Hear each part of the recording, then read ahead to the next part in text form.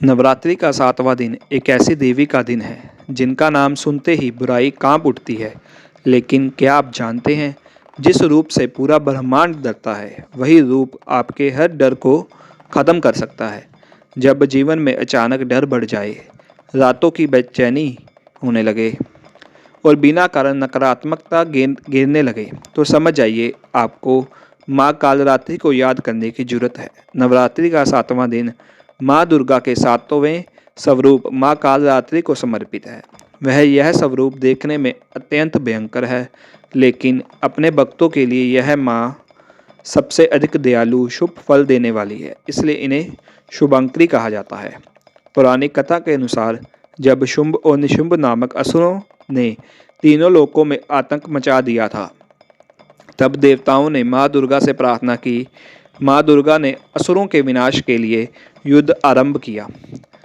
युद्ध के दौरान एक ऐसा असुर सामने आया जिसे हराना लगभग असंभव था। उसका नाम था रक्त बीज।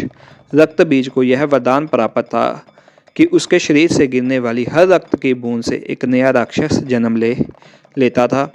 जितना उसे मारा जाता वह उतना ही बढ़ता जाता। देवता भयभीत हो गए, क्योंकि यह युद्ध कभी खत्म ही नहीं हो सकता था। तभी माँ दुर्गा के तेज से एक भयंकर शक्ति प्रकट हुई, माँ कालरात्रि।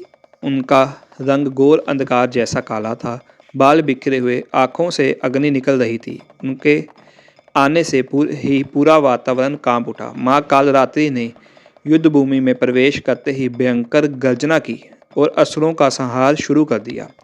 जब उन्होंने रक्त बीज पर वार किया तो उसकी रक्त की बूंदें गिरने लगी और हर बूंद से एक नया राक्षस पैदा होने लगा। तभी माँ कालरात्रि ने अपनी अद्भुत शक्ति दिखाई। उन्होंने अपना विशाल रूप धारण किया और रक्त बीज के शरीर से निकलने वाले हर रक्त को जमीन पर गिरने से पहले ही पीना शुरू कर दिया। अब उसकी शक्ति खत्म होने लगी और अंततः माँ कालरात्रि ने उसका वध कर दिया। इसके बाद शुंभ निशुंभ भी माँ के प्रकोप से बच नहीं सके और उनका भी अंत हो गया। इस प्रकार माँ कालरात्रि ने पूरे संसार को असुरों के आतंक से मुक्त किया। माँ कालरात्रि का रूप भले ही भयंकर हो, लेकिन यह रूप केवल बुराई के लिए है। भक्तों के लिए वह एक ऐसी माँ है जो हर भय को खत्म कर देती है। ऐसा माना जाता है कि जो भी सच्चे मन से माँ कालरात्रि की पूजा करता है, उसके जीवन से हर प्रकार का डर समाप्त हो जाता है, ग्रह बाधाएं दूर हो जाती हैं, शत्रु शांत हो जाते हैं और जीवन में सुरक्षा का एहसास बढ़ जाता है।